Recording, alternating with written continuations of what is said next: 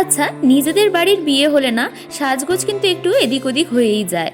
যেমন আজকে আমি আমার মেকআপটা নিয়ে না একদমই স্যাটিসফাইড নই, কারণ আমরা অনেকজন মিলে রেডি হয়েছি আর আমি না অনেক লেট করে আজকে রেডি হয়েছি, প্রায় অনেক গেস্ট চলে এসেছিলো তখন।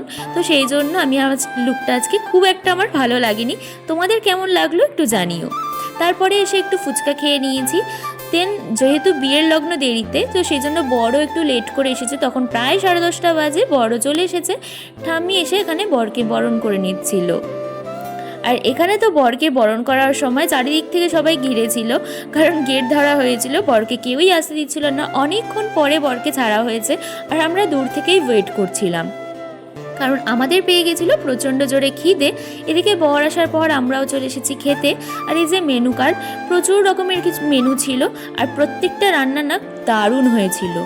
তবে এখানে না মাটন বা চিকেন কোনোটাই হয়নি।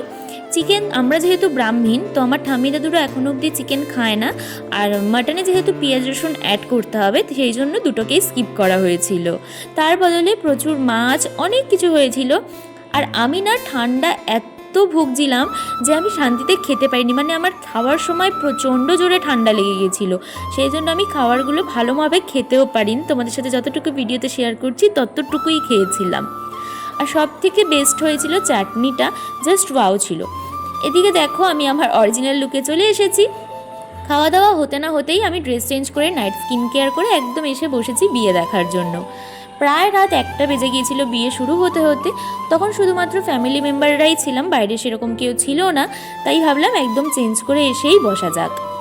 এদিকে পিসিকে তোলা হচ্ছিল ওপরে, আর পিসি তো আর আমারই প্রচণ্ড ভয় লাগছিল, সাথে পিসিও কিন্তু প্রচণ্ড ভয় পেয়ে গিয়েছিল, যেহেতু অনেকটাই ওপরে তোলা হচ্ছিল। আর এরা তো কেউ ছাড়ছিলই না যে এরা না ওপরে তুলবেই। প্রত্যেকে কিন্তু নাচা গানা করেছে। আমার এত ঠান্ডা লাগছিল যে আমি কিছু করিনি, আমি সাইডে দাঁড়িয়ে দাঁড়িয়ে দেখছিলাম। বেশ মজা লেগেছে।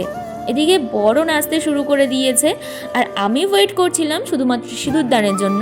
সিঁদুরদান হবে আর আমি সোজা চলে যাব ঘরে। এখানে বাকি যা যা রিচুয়ালস আছে হচ্ছিল, আর এখানে পিসামশাই নিজের হাইটের অ্যাডভান্টেজ তুলে নিয়েছে, কারণ যেহেতু লম্বা সেজন্য মালা পরানো নিয়ে এখানে একটু মজা হচ্ছিল।